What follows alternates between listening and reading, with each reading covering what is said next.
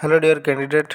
तो देखु security guard जॉब्र वैकेंसी आसी जार लोकेशन ऑल ओवर ओडिशा। तो प्रत्येक जिलार पिला माने जॉबटी को आवेदन करें।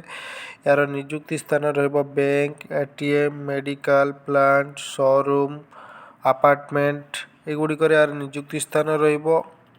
तो चलतु डिटेल्स जानिबा ये जॉबटी को करबा को मिनिमम क्वालिफिकेशन कौन आवश्यकता रोची, हाइट केते रहिता दरकार, वेट केते रहिता दरकार। तो यार डिटेल्स सिलेक्शन प्रोसेस एवं ड्यूटी केते रोची तो डिटेल्स चलतु आलोचना करबा। तो ता पूर्व जो कैंडिडेट माने प्रथम करी मोर यूट्यूब चैनल टी को विजिट करचंती से माने सर्वप्रथम मो चैनल टी को सब्सक्राइब कर दियंतु, जहाँ फल कि ओडिशा रे आसुवा समस्त प्रकार जॉब वैकेंसी आपण माने पाई परिबे एवं 100% नियुक्ति मध्य पाई परिबे। तो ये चलतु आलोचना करबा ई सिक्यूरीटी गार्ड जॉबटी को करबा कोले मिनिमम हाइट केते रहिता दरकार। तो मिनिमम हाइट तो स्टार्टिंग होची 5 फुट 2 इंच रु बॉयज मानक पई मिनिमम हाइट स्टार्टिंग होची। तो गर्ल्स मानक पई 5 फुट एबव रहितवा हाइट निहाती आवश्यक। तो तापर डिपेंड करे जार हाइट अधिक थिबो बा एजुकेशनल क्वालिफिकेशन तो सेगुड़िक एवं फिजिकल फिटनेस को निर्धारित करा जाय तांकर सैलरी फिक्स करा जिवो। तो ये चलते आलोचना करा योग्यता, शिक्षागत योग्यता कौन आवश्यकता रोज। तो बेसिकाली शिक्षागत योग्यता स्टार्टिंग रोज नवम पास बा फेल हेले भी चलिबो बा 10th पास बा फेल हेले भी पिला माने এই जॉबटी को जॉइनिंग करि पारिबे।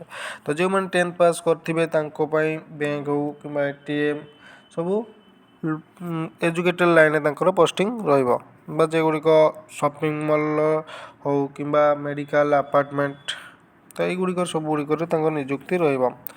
तो एबे चलतु आलोचना करबा जे तांकर ड्यूटी आवर। तो बेसिकली ड्यूटी आवर 8 घंटिया शिफ्ट होची एवं 12 घंटिया भी रोची, डिपेंड करे पिला मानकर को लोकेशन रे ड्यूटी करचंती एवं तांकर केते सैलरी होची से अनुसार तांकर पोस्टिंग रहइबा।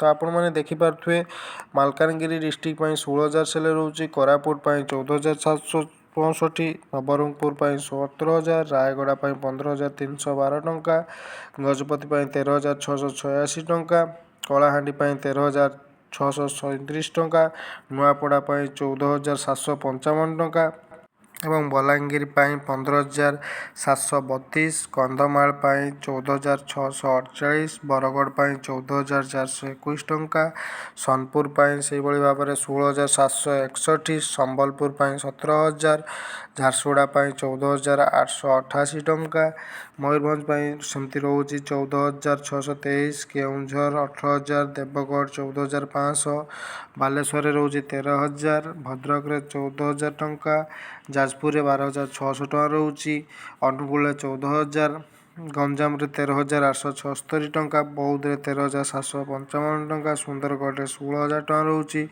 ढेंकानाल रोची 14000, कटक 12000, केन्द्रापड़ा 12000, पुरी 13000 रोची। तो ये सब रही रूम मागणा मिल जाउची एवं खाइबार व्यवस्था रही।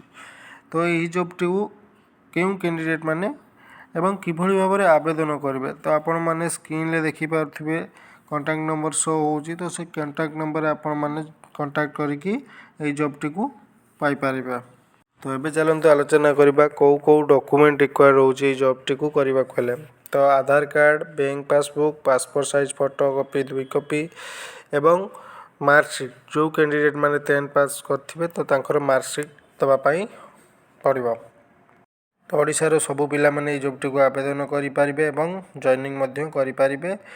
तो जो कैंडिडेट माने अप्लाई करिया चाहते आपण माने तो स्क्रीन ले नंबर दिया है कांटेक्ट करके आपण जॉबटी को पाई पारे। तो जो कैंडिडेट माने प्रथम करी चैनल टी विजिट करचंती से माने सर्वप्रथम सब्सक्राइब कर दियंतु, जहाँफल कि ओडिशा रे आसुवा समस्त प्रकार जॉब वैकेंसी आपण माने पाई परिबे एवं नियुक्ति मध्य पाई परिबे।